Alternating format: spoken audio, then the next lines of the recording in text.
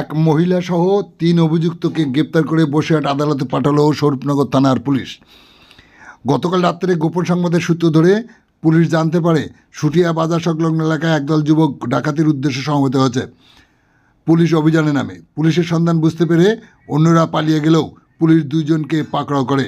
জিজ্ঞাসাবাদে তাদের কথার মধ্যে অসঙ্গতি প্রকাশ পাওয়ায় ওই 2 জনকে গ্রেপ্তার করে। তাদের নাম বাসুদেব দাস ও পিন্টু দাস, বাড়ি গাজনা এলাকায়।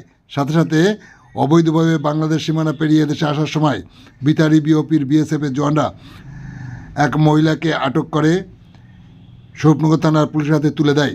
পুলিশ তাকে গ্রেপ্তার করে একই সাথে আজ 18ই মার্চ দুপুরে বসিরহাট মহকুমা আদালতে পাঠায়। ওই মহিলার বাড়ি মহারাষ্ট্রে। তার নাম অংশু কুমারী লালন কুমার রায়। আপনারা দেখছেন সেই বিশেষ মুহূর্তে ধারণকৃত ভিডিও চিত্র আজকের স্বরূপনগর পত্রিকার অনলাইনে।